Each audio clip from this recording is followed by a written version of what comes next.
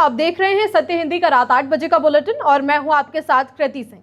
एक तरफ नीट री एग्जाम से पहले टेलीग्राम बैन करने का फैसला कर दिया गया, लेकिन ऐप अभी भी चलता दिख रहा है, जिससे सरकार की तकनीकी तैयारियों पर सवाल उठ रहे हैं। दूसरी तरफ कांग्रेस अध्यक्ष खड़गे ने पेपर लीक मामलों को लेकर मोदी सरकार फेल करार दिया। इसी बीच राहुल गांधी ने छात्रों को कोटा रैली के लिए एकजुट होने का आह्वान किया। बंगाल में ममता बनर्जी ने अपनी चुनावी हार को कोर्ट में चुनौती देकर सियासत को नया मोड़ दे दिया है। वहीं आरएसएस और प्रियंका खड़गे के बीच सवाल जवाब की राजनीति भी तेज है। इन्हीं खबरों पर इस बुलेटिन में बात करेंगे, लेकिन अगर आपने अब तक हमारे चैनल सत्य हिंदी का ऐप डाउनलोड नहीं किया तो जरूर डाउनलोड कर लें, ताकि आप ये बुलेटिन वहां पर भी देख सकें। ऐप डाउनलोड करने के लिए लिंक आपको डिस्क्रिप्शन में मिल जाएगा। आपको लिंक पर क्लिक करना है और वहां पर ऐप इंस्टॉल में क्लिक करके आप जैसे ही क्लिक करेंगे वैसे ही आपके फोन में ऐप डाउनलोड हो जाएगा। तो आइए रुक करते हैं दिन भर की बड़ी खबरों का। रीनीट से पहले टेलीग्राम पर बैन, भारत में अब भी चालू, उठे कई सवाल। पेपर लीक मामलों में सरकार घिरी, खड़गे ने कहा फेल हो गई मोदी सरकार। ममता बनर्जी ने भवानीपुर चुनाव हार को कलकत्ता हाईकोर्ट में दी चुनौती। आरएसएस रजिस्ट्रेशन के सवाल पर जवाब देकर और घिरे भागवत, खड़गे ने पूछा नया सवाल। ईरान अमेरिका समझौते में लेबनान पर फंसा पेच, नेतन्याहू पर भड़क उठे ट्रंप। नीट री एग्जाम से पहले भारत सरकार ने टेलीग्राम पर बैन लगाने का आदेश दिया है, लेकिन इसके लागू होने पर ही अब बड़ा सवाल खड़ा हो गया है। दावा है कि बैन के बावजूद टेलीग्राम ऐप, वेबसाइट और वेब लिंक अभी भी काम कर रहे हैं। यही नहीं, इसे पूरी तरह रोक पाना मुश्किल बताया जा रहा है। टेक एक्सपर्ट्स का कहना है कि टेलीग्राम की सिस्टम डिजाइन और एन्क्रिप्शन तकनीक इतनी मजबूत है कि इसे सामान्य तरीके से ब्लॉक करना मुश्किल हो सकता है। जानकारों के मुताबिक आमतौर पर सरकारें इंटरनेट सर्विस प्रोवाइडर्स के जरिए वेबसाइट्स को डीएनएस लेवल पर ब्लॉक करती हैं, लेकिन टेलीग्राम का नेटवर्क इससे अलग तरीके से काम करता है। इसमें एमटी प्रोटो जैसे प्रोटोकॉल और प्रॉक्सी सर्वर का इस्तेमाल होता है, जिससे ट्रैफिक को पहचानना और रोकना बहुत मुश्किल हो जाता है। सोशल मीडिया पर भी इसको लेकर बहस तेज है कि क्या भारत के मौजूदा तकनीकी ढांचे से टेलीग्राम को पूरी तरह बंद करना मुमकिन है। हालांकि अपडेट ये है कि गूगल प्ले स्टोर से इसे हटा दिया गया है और iOS स्टोर से इसे हटाने की तैयारी चल रही है। सरकार का कहना है कि ये कदम छात्रों को फर्जी पेपर और ठगी से बचाने के लिए जरूरी था, लेकिन जमीनी हकीकत में ये बैन कितना असरदार होगा, ये अब भी बड़ा सवाल है। देश में परीक्षाएं और पेपर लीक और भर्ती घोटालों को लेकर कांग्रेस अध्यक्ष मल्लिकार्जुन खड़गे ने मोदी सरकार पर जोरदार हमला बोलते हुए कहा कि सरकार पूरी तरह जवाबदेही की परीक्षा में फेल हो चुकी है। खड़गे ने आरोप लगाया कि नीट यूजी री एग्जाम से पहले टेलीग्राम पर बैन लगाना सिर्फ एक दिखावा है। असली सवाल शिक्षा मंत्री धर्मेंद्र प्रधान की जिम्मेदारी का है, जिन्हें अब तक इस्तीफा दे देना चाहिए था। उन्होंने कहा कि पिछले 10 सालों में 90 से ज्यादा पेपर लीक की घटनाएं सामने आई हैं और करोड़ों युवाओं का भविष्य प्रभावित हुआ है। खड़गे ने दावा किया कि NEET, SSC, UGC NET, CUET जैसे कई बड़े एग्जाम में लगातार गड़बड़ियां हो रही हैं, जिससे छात्रों और अभिभावकों में भारी गुस्सा है। उन्होंने यहां तक कहा कि कुछ मामलों में छात्रों की मौत तक की नौबत आ चुकी है, लेकिन सरकार अब भी चुप है। कांग्रेस का आरोप है कि सरकार छोटी कार्रवाई करके बड़े पेपर माफिया को बचा रही है, जबकि असली जिम्मेदारी तय ही नहीं की जा रही। कांग्रेस नेता राहुल गांधी ने देश भर के छात्रों और युवाओं से बड़ी अपील की है कि वो 17 जून को कोटा में होने वाली इको ऑफ स्टूडेंट्स रैली में बड़ी संख्या में शामिल हों। राहुल ने एक्स पर पोस्ट कर कहा कि मेरे युवा और जेनजी साथियों, एक बात मेरे मन में साफ है और आप भी इसे दिल में बैठा लीजिए कि भारत के हर युवा का भविष्य सुरक्षित करना सरकार की जिम्मेदारी होती है, पर जिम्मेदारी और ईमानदारी दोनों मोदी सरकार की सोच से परे हैं।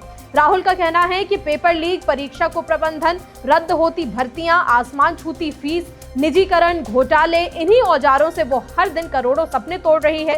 याद रखिए कि युवा का भविष्य ही देश का भविष्य तय करेगा। यही सब आपसे विस्तार से कहना है। राहुल बोले कि इसलिए मैं आपको बुला रहा हूं, देश की हर गली, हर कस्बे, हर शहर से उठती छात्रों की गूंज को आइए कोटा में हुंकार बनाएं।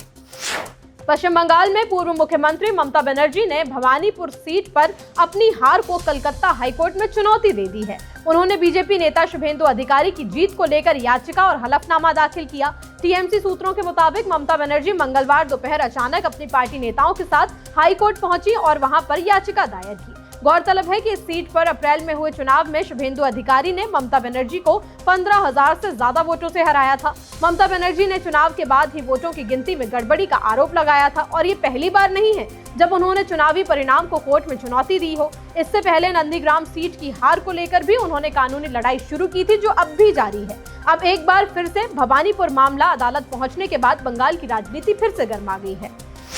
पश्चिम बंगाल की राजनीति के लिए आज का दिन बहुत ही उथल पुथल वाला रहा।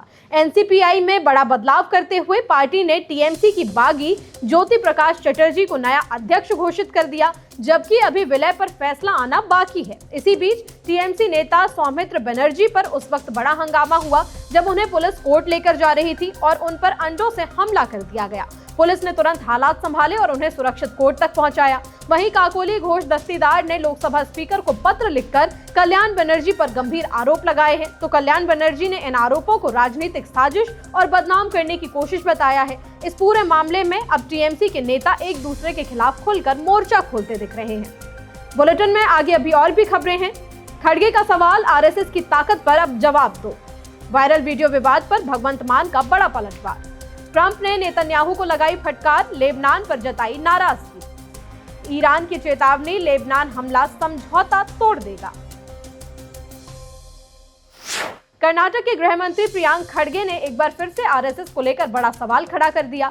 खड़गे ने आरएसएस प्रमुख मोहन भागवत के उस पुराने बयान का हवाला दिया जिसमें उन्होंने कहा था कि जरूरत पड़ने पर संघ 3 दिन में तैयार स्वयंसेवकों की ताकत खड़ी कर सकता है। इसी बयान को आधार बनाकर खड़गे ने पूछा कि अगर कोई संगठन सेना से भी तेजी से लोगों को संगठित करने का दावा करता है तो उनकी कानूनी स्थिति, कमांड चेन, ट्रेनिंग, फंडिंग और जवाबदेही की जानकारी जनता को क्यों नहीं दी जानी चाहिए। खड़गे ने कहा कि ये सिर्फ राजनीतिक बहस का मुद्दा नहीं है, बल्कि राष्ट्रीय सुरक्षा और संवैधानिक जवाबदेही से जुड़ा हुआ सवाल है। उनका कहना है कि राज्य सरकार को ये जानने का पूरा अधिकार है कि इतने बड़े संगठन की संरचना क्या है और वो किस व्यवस्था के तहत काम करता है। वहीं आरएसएस पहले ही ये साफ कर चुका है कि वो खुले तौर पर काम करता है और इस पर लगाए जा रहे सवाल राजनीतिक मकसद से प्रेरित हैं। अब इस मुद्दे पर सियासी घमासान और तेज होने के आसार हैं।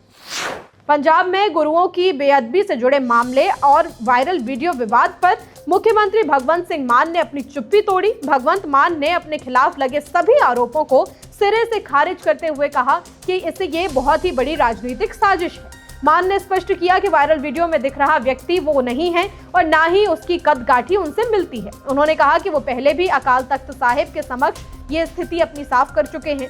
मुख्यमंत्री ने आरोप लगाया कि उनकी सरकार द्वारा किसानों, युवाओं और जल संसाधनों के हित में किए गए ऐतिहासिक कार्यों से घबराकर विरोधी उन्हें बदनाम करने की कोशिश कर रहे हैं। इस विवाद में आम आदमी पार्टी के संयोजक अरविंद केजरीवाल खुलकर मुख्यमंत्री के समर्थन में आए।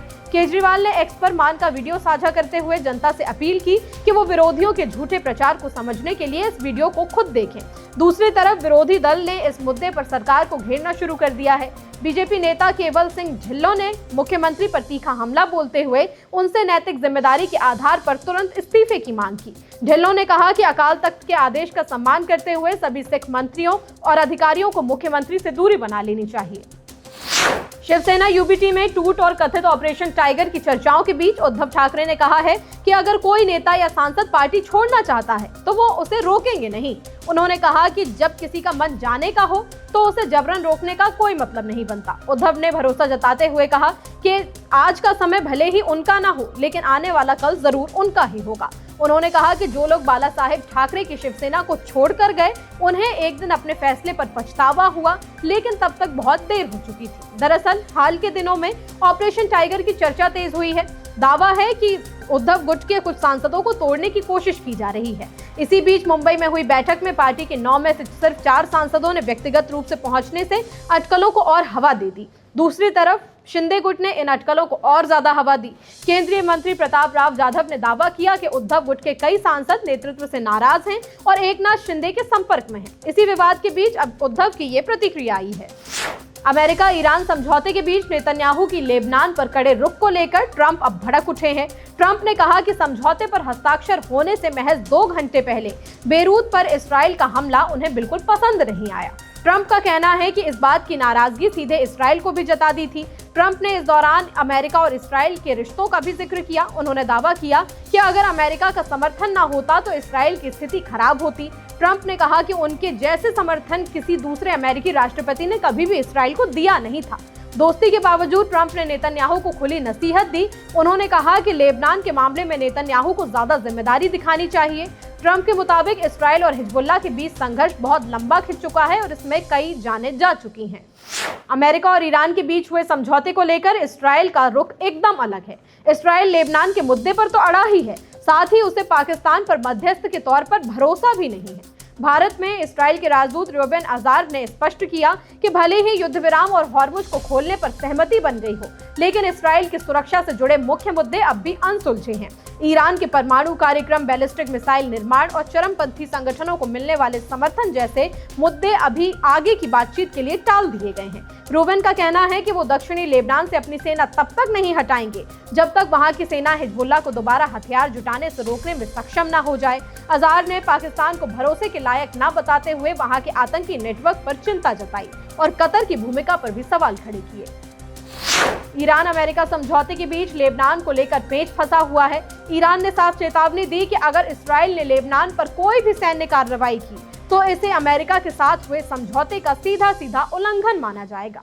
ईरान के विदेश मंत्री अब्बास अराक्ची ने कहा कि मौजूदा स्थिति को दो हिस्सों में देखा जाए कि एक तरफ ईरान और हिजबुल्लाह है और दूसरी तरफ अमेरिका और इसराइल। उनके मुताबिक अगर लेबनान में लड़ाई या कब्जे की स्थिति बनी रहती है तो इसे युद्ध खत्म होना कभी नहीं माना जाएगा।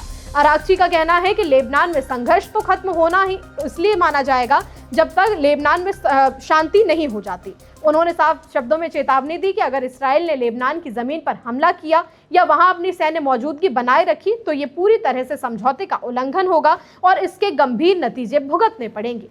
फिलहाल बुलेटिन में इतना ही। देश दुनिया की बड़ी खबरों के लिए आप बने रहिए सत्य हिंदी के साथ। नमस्कार।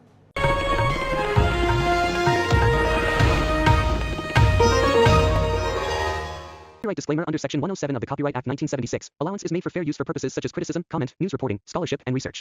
Fair use is a use permitted by copyright statute that might otherwise be infringing.